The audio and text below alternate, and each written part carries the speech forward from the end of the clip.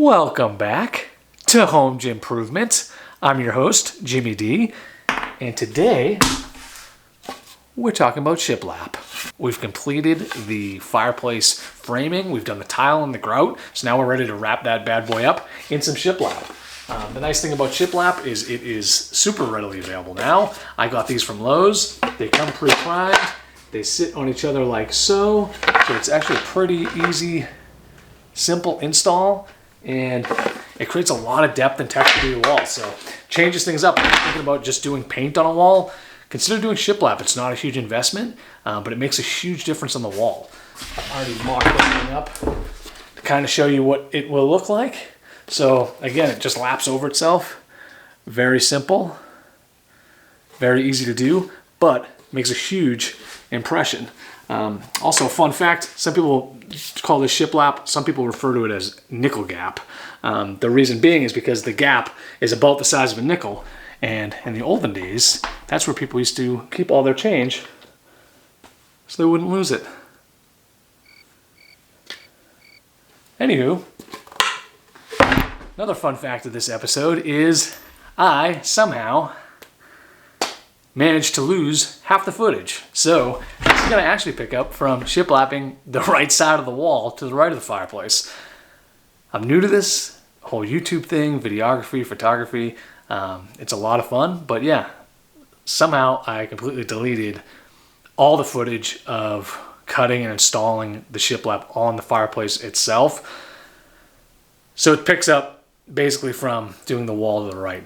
The nice thing is that the tactics and how you do it, it's all the same, whether it's on the fireplace framed wall that we did already, or if you're going over a sheetrock roll.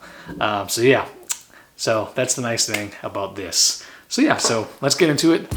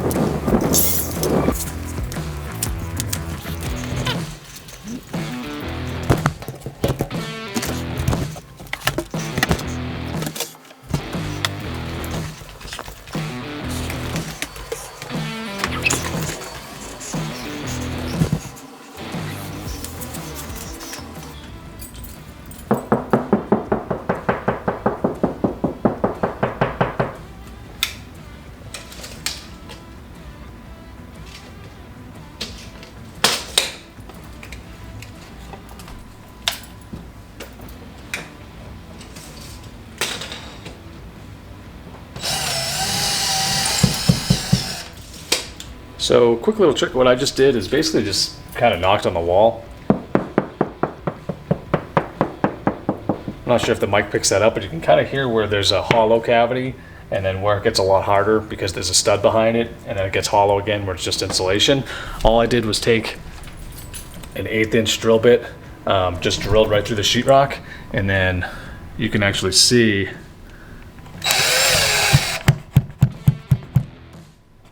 when that thing bottoms out like that, it's bottoming out against a stud. So now I know that I obviously have a stud in the wall there. I'm gonna take that mark, I'm gonna measure over 16 inches. There should be another stud there. I'm gonna use that 1/8 inch drill bit again just to make sure. And then I'm gonna mark my line, so now I'll know all my stud lines in the wall.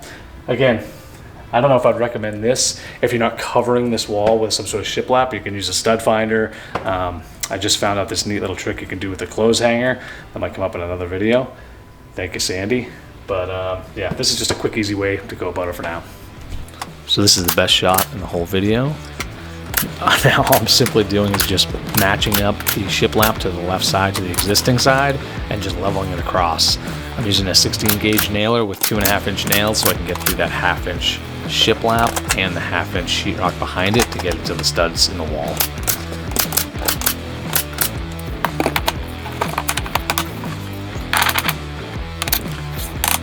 Biggest thing here is that the shiplap can be a little wavy just from depending on where you get it from. I got mine from Lowe's. So you want to throw the level on it every row, every couple rows, just to make sure that it doesn't just get off track on you and your gap all stays consistent across the wall.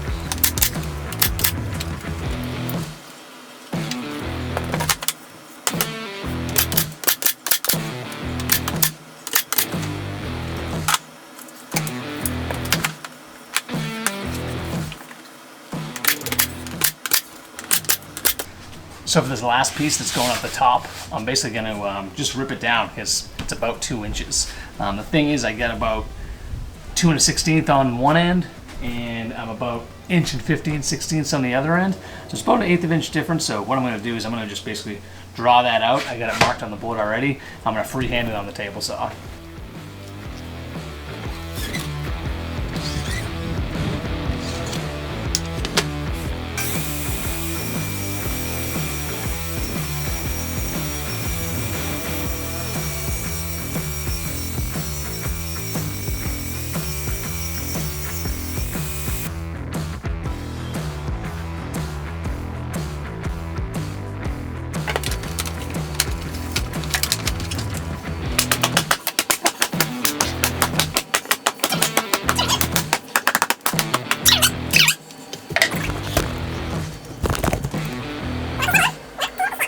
So now that the shiplap is complete, now I'm measuring off for my, basically my little corner pieces. They're just L little pieces of pine. I'm just getting the measurements on everything, put them on a cut list, so then I can just jump downstairs to the saw and I can make all my cuts at once.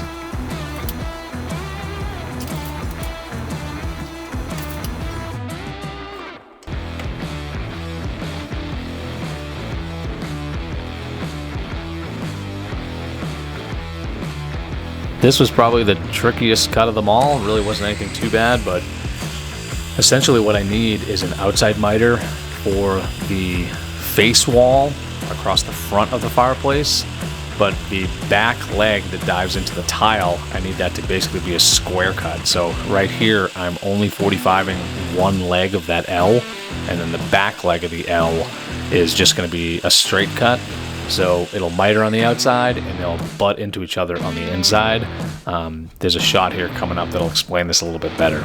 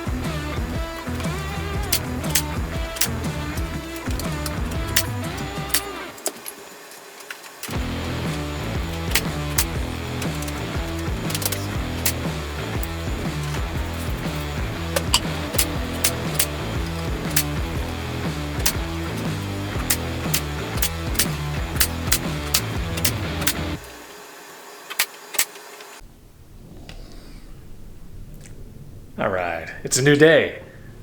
Yesterday we got the beadboard pretty much all finished up on the wall and the fireplace. It's looking really good. Now we're gonna work on adding a little hidden door to here. So what I'm probably gonna do is measure my width and my height, make it a little bit bigger on the height because I want this thing to basically sit, have the same lines going through it across so it doesn't look too out of place.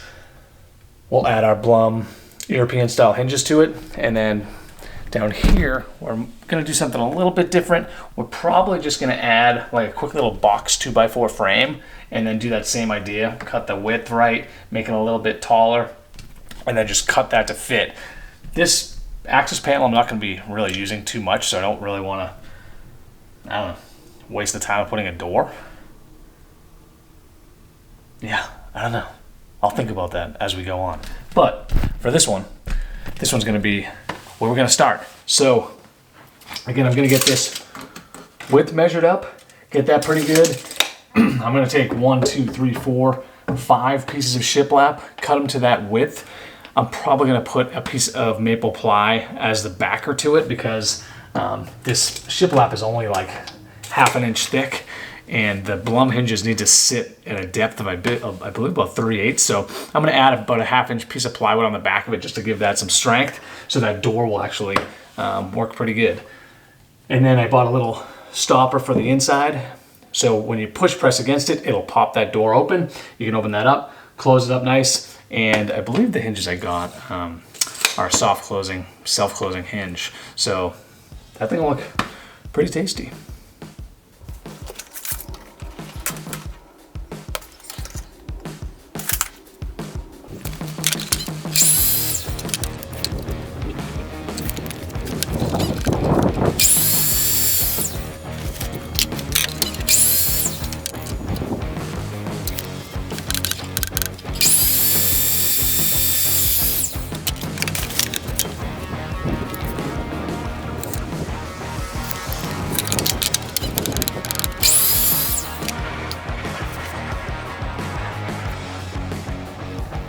On this first door, I cut a piece of 3/4 OSB, just a little bit bigger than the actual door itself. So now I can square this bottom piece of shiplap off, and then I can cut my heights so I can get all of my shiplap to line up when I cut this door for the final piece.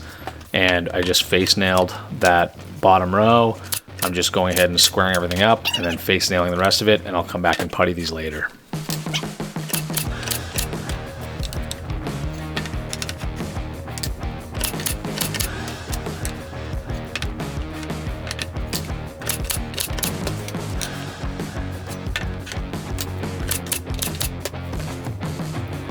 Of course, the nails I used were a little bit long, so they shot out the back, so I'm just using my tiniest hammer available, and I'm just basically bending over the ends of these nails.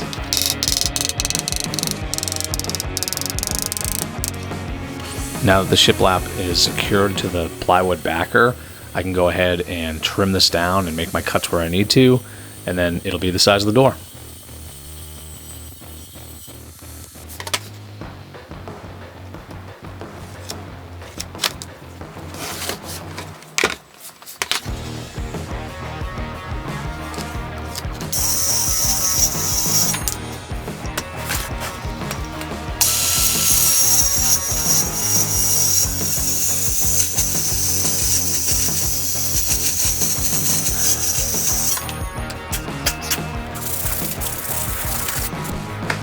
Okay, here we go again. When I built the door, I put a 3/4 inch backer on it. That is way too thick. So what I'm going to try now is a 1/4 inch backer to make the overall thickness 3/4 of an inch. Then I'm going to add to these hinges, I'm going to add a 3/4 inch strip to the inside, because these aren't meant for a basically like a frameless panel, like a flush panel to sit in there. So I'm going to make this work. I'm going to figure this out. It's driving me insane, but I'm going to figure this out. Let's try this again. Door number 2.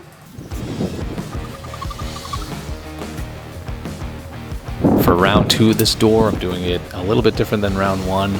Obviously, I have the 1/4 inch plywood backer now, and I wanted to have less things to putty. So all I did was nailed the bottom row to that piece of plywood, and now I'm just gluing the backs of all of these. It's tricky because you can see that all of these have a little bit of a bow to them. So I'm going to stack the old door on top of this and then put some weight on that to try and flatten everything out nice. And then I'll come back and lift this thing off, and then these pieces of shiplap will essentially just be glued to that plywood backer.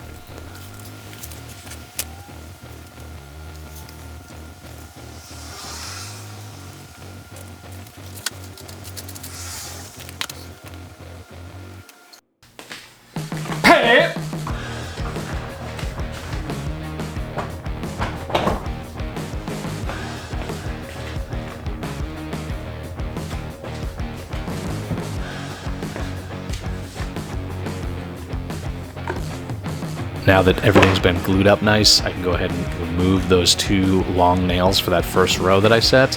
Now I can put this on the table saw and chop this thing down to size.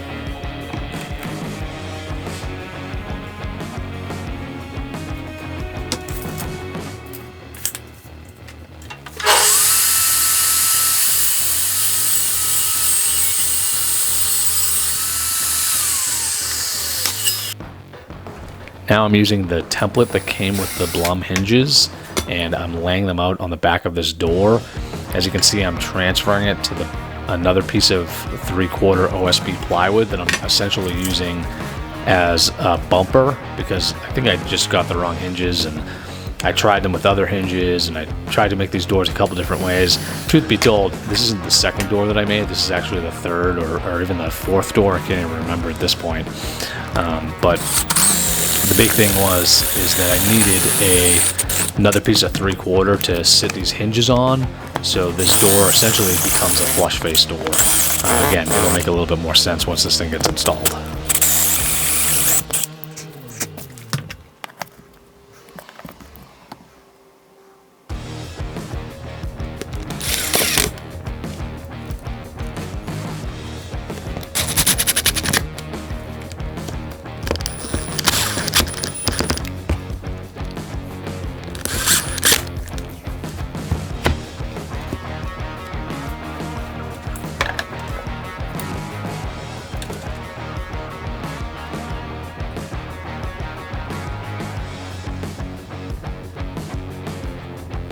Now I'm laying out that piece of 3/4 OSB that the hinges are going to sit on, and all I'm doing is setting this back the thickness of the door.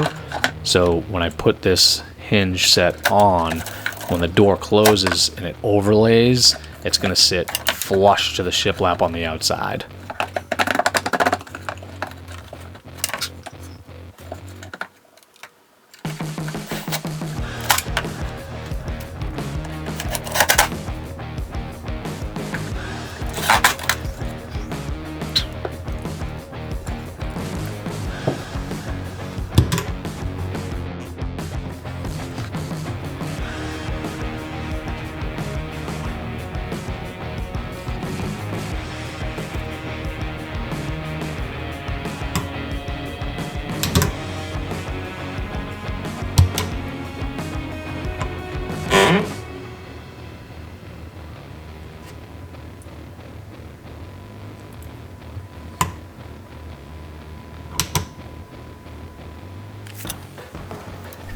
Now the top door is done, I'm working on building just a super simple frame for the access door down below. It's not really going to be a door, this is really just going to be a removable section of the wall. So I just cut a couple 2x4s, framed them out to fit that opening, and I left one little leg a little long, so once I could have a handle and I'm not reaching into a 2x4 that's just in the way. I'm just using 3-inch deck screws here to just zip this thing all together nice and quick.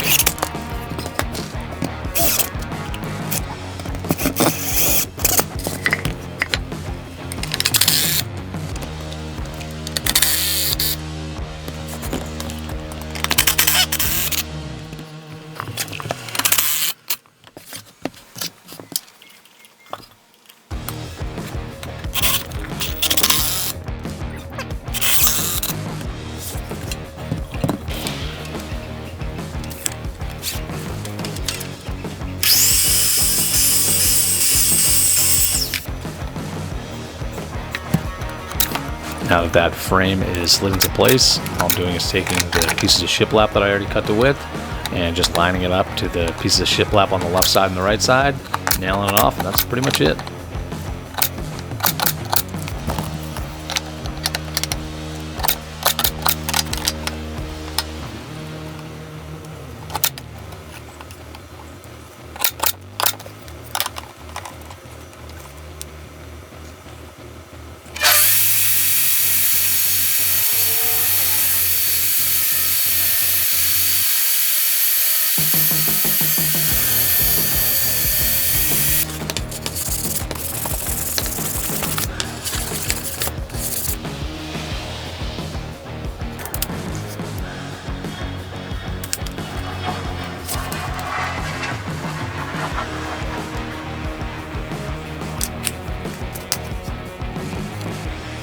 Now that we've reached the last piece of shiplap that's going on the top, I'm just using the Forstner bit here just to give myself kind of a rounded edge. I'm going to cut off that line nice and straight, and this is going to be really where the cords are going to come through from where my outlet is behind the fireplace to run to my 6-way underneath the desk. And it's also a little slot that I can put my fingers in, so whenever I need to remove this panel, that's going to be kind of where I reach in. Again, there's a bunch of different ways I could have been about this, but I don't know. This for me, figured just a kind of a quick, easy, nice way that didn't look too bad.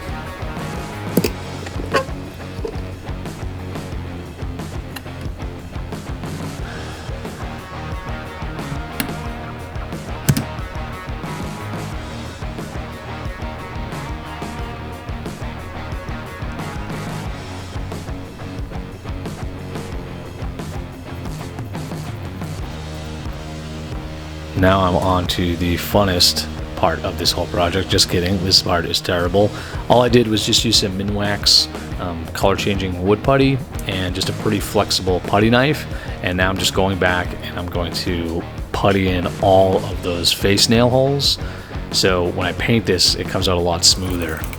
You don't necessarily have to do this step, but it does make a huge difference in the overall finish. Your eye isn't drawn to all these little divots that are in the wood. For this one, I didn't even end up going back to sand these out. I put such little amount in there, and that Minwax wood filler is pretty chalky that I mostly just went back and just used my hands to kind of brush it off. Before I painted and everything, I made sure that there was no dust on the shiplap itself, so that wouldn't get messed up into the finish. But for the most part, I filled these as little as I could, scraped off as much as I could with the putty knife, and I just used the tips of my fingers and just kind of wiped it off as if I was using like a little sander on my fingertips. It seemed to work pretty good. When I did the overall finish at the end, that actually worked out quite well, and I didn't have to go back with any kind of sandpaper or anything like that to hit every single hole.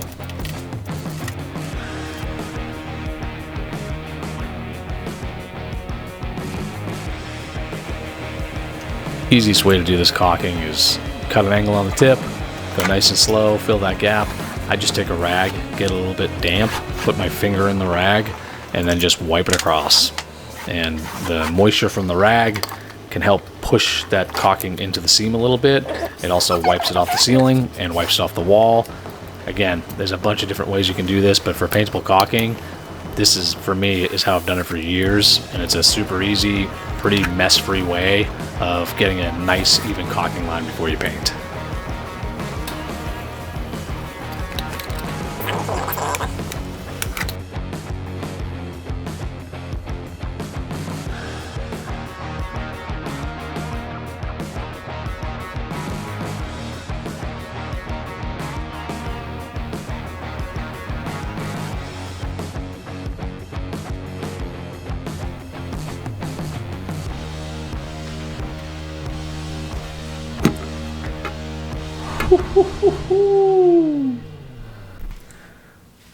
So we went with black. This bad boy is known as Tricorn Black, which is from Sherwin-Williams Showcase. This guy right here, Tricorn Black. This is known as the blackest of blacks that's available and should be the darkest black. Some people think we're crazy for going this black, but the way it's gonna pop off with the stained cabinet and stained shelves and stained bookshelf and stained mantelpiece, I think it's gonna be sick. So let's get upstairs, get our floor prep done so everything stays nice and clean, and let's hammer this baby out. Oh yeah, one more thing. Decided to go a little bit different with the baseboard. So we were originally gonna do that 5 1/4 baseboard that I put everywhere upstairs. I'm trying to change out everywhere in the house, but we think that it was just gonna take up too much of the space at the bottom of the fireplace. So decided to go this route. This, my friends, this profile, this is known as window stop. So window stop is basically going to be our new baseboard. So I'm going to trim the bottom with that out. The nice thing about window stop is it has a flat back to it, flat bottom, and has a slightly chamfered edge to it. So it's slightly rounded over. It's going to be a lot less intrusive than like a 5¼ inch baseboard. It's going to match the aesthetic and the style. It's going to keep it a little bit more sleek and modern, and it's not really going to draw your eye to this big bulky baseboard at the bottom, which when I originally planned this out, I thought I was going to like better. So yeah, we shrank that way down, so I think that's going to clean that up. Because this is going against carpet, I'm actually going to paint this down here in the garage, cut everything to fit so it's nice and easy, and then I can kind of smush that into the carpet a little bit, finish nail that thing off. That way I'm not trying to cut in and tape against carpet and it just makes no sense. It's just a lot easier to do down here. So I'm going to get that done as well. And yeah, let's get upstairs and get painting.